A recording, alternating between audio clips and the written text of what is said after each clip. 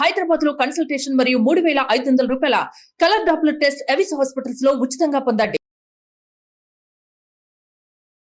నమస్కారం ఠాగూర్ గారు. నమస్తే అమ్మ. సరే, సో కోల్కతా ఇన్సిడెంట్లో ఎస్పెషల్లీ సందీప్ ఘోష్ గురించి కనుక మనం మాట్లాడినట్లయితే రకరకాల న్యూస్లు అయితే మనం వింటూ ఉన్నాం. అందులో భాగంగానే అక్రమ ఆస్తులు, అవినీతి ఆరోపణల గురించి కూడా మనకు ఒక అప్డేట్ అయితే వచ్చింది. దాని గురించి ఇన్ డీటెయిల్డ్గా ఏంటి సార్ ఇన్ఫర్మేషన్? అక్రమాస్తులు, అవినీతి ఆరోపణలు, దీనికి సంబంధించి రోజుకొక్కటిగా వెలుగు చూస్తున్నటువంటి అవినీతి ఆరోపణలు, ఈ అక్రమాస్తులకు సంబంధించి సందీప్ ఘోష్ గారిపై అయినటువంటి వివాదాలు ఆయనకి ఎలా చుట్టుముడుతున్నాయంటే నిజంగా వ్యవస్థకు పట్టిన చీడపురుగులు ఎలా ఉంటారా అన్నది వెలుగులోకి వస్తుంది. దీనికి సంబంధించింది ముఖ్యంగా సందీప్ ఘోష్ గారి యొక్క భార్య ఆవిడ సంగీత ఘోష్, ఆవిడ పేరు మీద ఉన్నటువంటి ఆస్తుల చిట్టా రీసెంట్గా వెలుగులోకి వచ్చింది. బల్గేరియా ప్రాంతంలో ఉన్నటువంటి సందీప్ ఘోష్ గారు క్యానింగ్ ఏరియాలో కొన్ని ఫామ్ ల్యాండ్స్ ఏరియాలో అక్కడతో పోలిస్తే ఒక్కొక్క చోట ఒక్కొక్క రకంగా కొన్ని అపార్ట్మెంట్స్లో కొన్ని ఫ్లాట్స్, ఒక 3 ఫ్లాట్స్ అపార్ట్మెంట్స్ కలిగి ఉన్నాయి. ఆ లిస్టు మొత్తం కూడా నన్ను ఈడీఎస్ రైడ్ చేసిన తర్వాత అక్రమాస్తుల చిట్టాన్ని రిలీజ్ చేశారు. ముఖ్యంగా 11 ప్రదేశాల్లో ఆయన మీద అటాక్స్ జరిగాయి. ఆయన బంధువులు, ఆయన యొక్క సన్నిహితులు, అట్ ద సేమ్ టైం ఈయన ద్వారా ఆర్థికంగా ఎవరైతే కాస్త బెనిఫిషియరీ పొందారో వాళ్ళ మీద కూడా జరిగిన దాడులని మొత్తం చూస్తే మోర్ దాన్ ఒక చిట్టానే పెద్ద చిట్టా ఉంటుందేమో బహుశా. ఎలా అంటే వాళ్ళ మిస్సెస్ పేరు మీదుగా 2021లో ముఖ్యంగా క్యానింగ్ ఏరియా దగ్గరలో ఒక ప్రదేశంలో ఆయన ఒక అపార్ట్మెంట్లో ఒక 3 ఫ్లాట్స్ ఉన్నాయి. ఈ 3 ఫ్లాట్స్ కూడా గవర్నమెంట్, వెస్ట్ బెంగాల్ గవర్నమెంట్ నుంచి ఎటువంటి అప్రూవల్స్ లేకుండా పోస్ట్ అప్రూవల్స్ అంటే కన్స్ట్రక్షన్ చేసే ముందు అప్రూవల్ కాదు, కన్స్ట్రక్షన్స్ చేసిన తర్వాత వచ్చిన అప్రూవల్స్. బహుశా ఇది ఒక విడ్డూరంగా ఉంటాయి అన్ని విషయాలు కూడా. ఎవరైనా కన్స్ట్రక్షన్ చేయడం ముందు అప్రూవల్ తీసుకుంటారు, ప్లానింగ్ తీసుకుంటారు, అప్పుడు కన్స్ట్రక్షన్ స్టార్ట్ చేస్తారు. కానీ ఇతను చేసినటువంటి కొన్ని ఏవైతే ఆస్తులు ఉన్నాయో వీటికి అప్రూవల్స్ కన్స్ట్రక్షన్ అయిపోయిన తర్వాత వచ్చినటువంటి వెలుగులోకి చూసారు.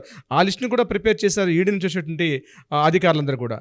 ఇంకొకటి క్యానింగ్ ఏరియాలో దొరికినట్టు ఈయన యొక్క ఫామ్ హౌస్, అది 2 స్టోరీ బిల్డింగ్ ఉంది.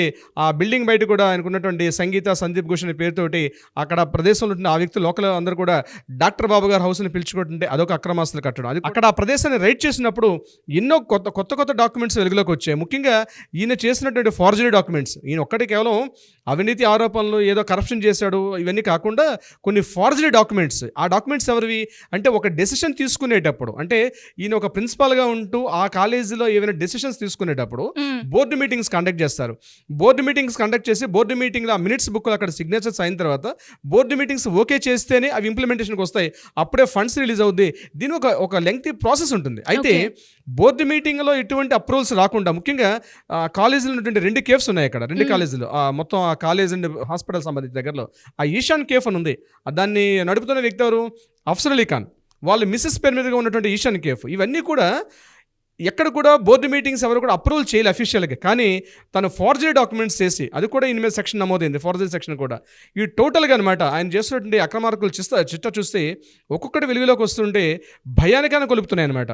ప్రాపర్టీస్ అసెట్స్, ముఖ్యంగా ఒక గవర్నమెంట్ ఉద్యోగి ప్రభుత్వం ద్వారా ప్రతి నెలా శాలరీ అందుకుంటూ, ప్రభుత్వం ద్వారా పెన్షన్ అందుకుంటూ, ప్రభుత్వం ద్వారా గ్రాట్యుటీ అందుకుంటూ, ప్రభుత్వం ద్వారా ఇతర సహాయ సహకారాలు పొందుతూ కూడా గవర్నమెంట్ ఇచ్చినటువంటి నిధుల్ని మళ్లించే ప్రక్రియలో భాగంగా తన సొంతానికి తన స్వార్థానికి వాడుకోవడంలో ఇది చాలా సీరియస్ యాక్షన్స్ ఉంటాయి వాటి మీద సంబంధించి. అటువంటివి చాలా కోకొలలుగా ఉన్నాయి. అయితే ఇతని కేవలం ఒక ప్రిన్సిపాల్గా ఉన్నటువంటి వ్యక్తి అయితే ఇవన్నీ చేయలేడు.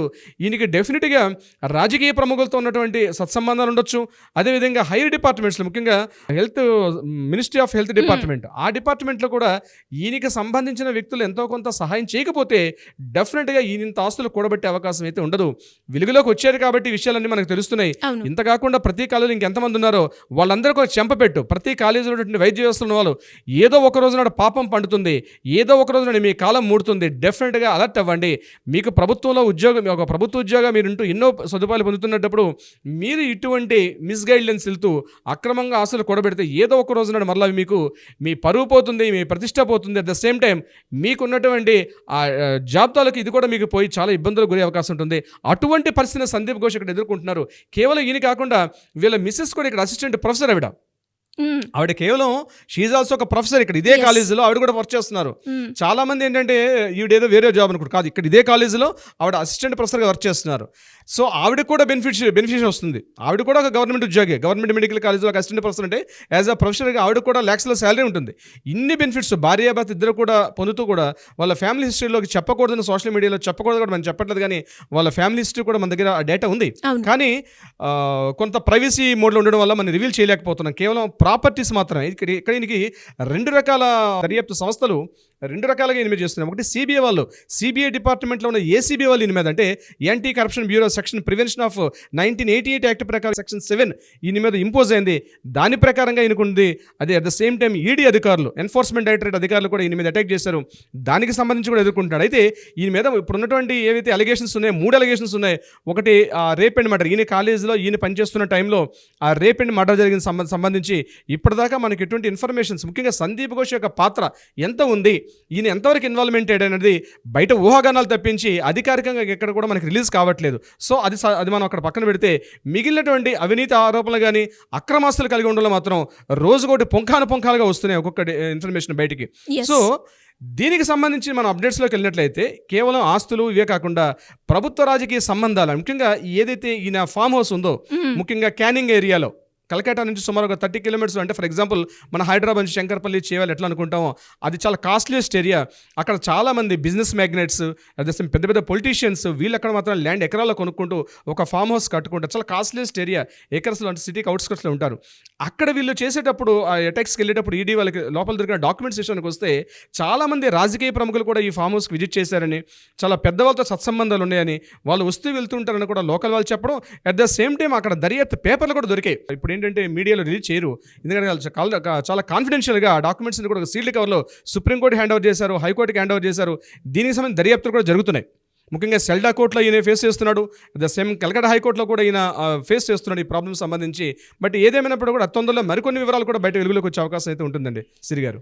సో మీరు చెప్తున్న ఇన్ఫర్మేషన్ కూడా sir everything point to point ఎంత క్లియర్గా చెప్తున్నారు. దాంతోపాటు ప్రతి ఒక్క అప్డేట్ కూడా మినిట్ టు మినిట్ మీ టైంని మాకు కేటాయించి ఇస్తున్నందుకు thank you sir. Thank you so much. Thank you so much.